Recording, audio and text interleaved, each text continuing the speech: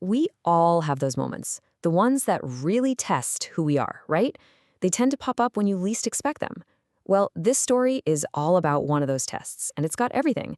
A cursed tree, a swing you're definitely not supposed to go near, and a secret that can only be unlocked by some real courage and kindness. All right, so let's jump right in. Picture this, a beautiful, almost perfect little village.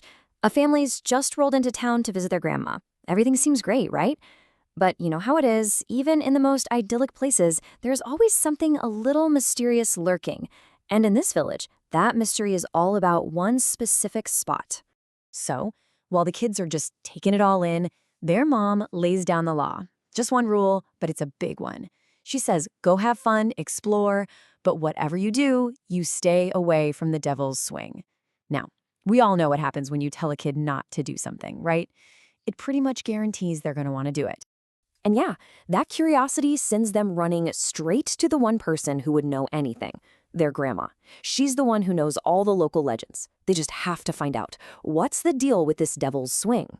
So their grandmother settles in and starts the story. She tells them it all began way back when their own mom was just a kid. There was this huge, beautiful old tree, the kind, the heart of the village. And a woodcutter, who was new in town, he just decides he's going to chop it down. And this is where things get intense. The tree wasn't just some ordinary tree. It got furious at this guy for trying to destroy it. And it didn't just, drop a branch on him. No, it laid down a serious, powerful curse on that woodcutter. A curse that would last a very, very long time.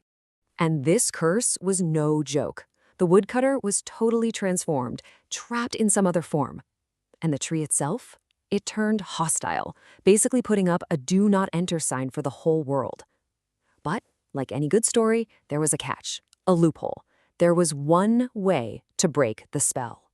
But listen, breaking this curse? Not easy. The rules were super specific.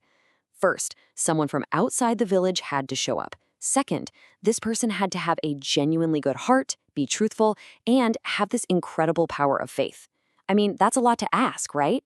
And for years and years, nobody even came close. And here's the real kicker. The grandmother tells them there was a huge risk.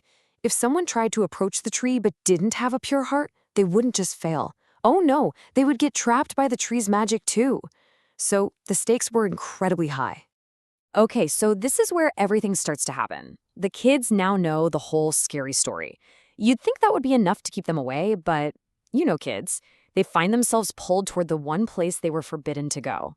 So whether it was on purpose or by accident, they end up right there at the devil's swing. And then something impossible happens. The tree speaks. Not like a whisper, but this deep, ancient voice booms out asking them, why have you come here? It's a total shock, and they know they're in a really dangerous place. Right as they're about to freak out, something totally random happens. Or, maybe not so random, a tiny, injured bird falls right out of the tree and lands on the ground in front of them. And you just know this isn't a coincidence.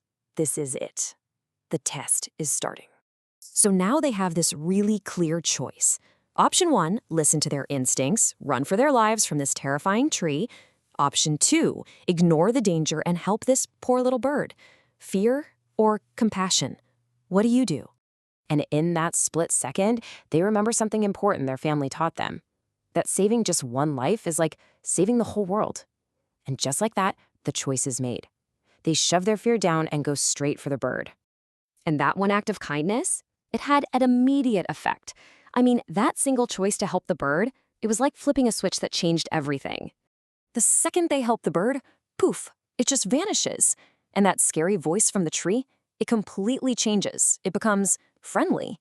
And the tree explains everything. The bird, the scary voice, it was all a test to see if their hearts were good. And that's it. That's how they did it. That simple, kind act was exactly what the curse needed to be broken. They passed the test, proved they were good, and just like that, a curse that had haunted the village for ages was gone. And get this, the effect was instantaneous. The tree tells them that the exact moment they decided to help the bird, the woodcutter was freed and sent back to his family. It just shows you how powerful one small good deed can be, right? So what's the big takeaway from all this? Well, the ending really ties the whole moral of the story together. With the curse totally gone, the tree goes back to being beautiful and friendly. The devil's swing isn't the devil's swing anymore. It's just a swing.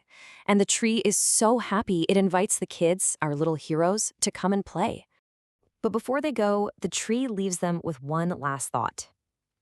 This whole story, it's not just about magic. It's really about how we treat nature.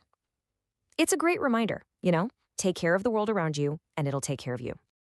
And that really brings us to the final question, doesn't it? I mean, we're probably not going to run into a cursed talking tree anytime soon, but we face these little tests of character all the time, moments where we have to choose between being afraid or being kind. So it makes you think, what small choice, what little act of kindness could you make that might just change everything?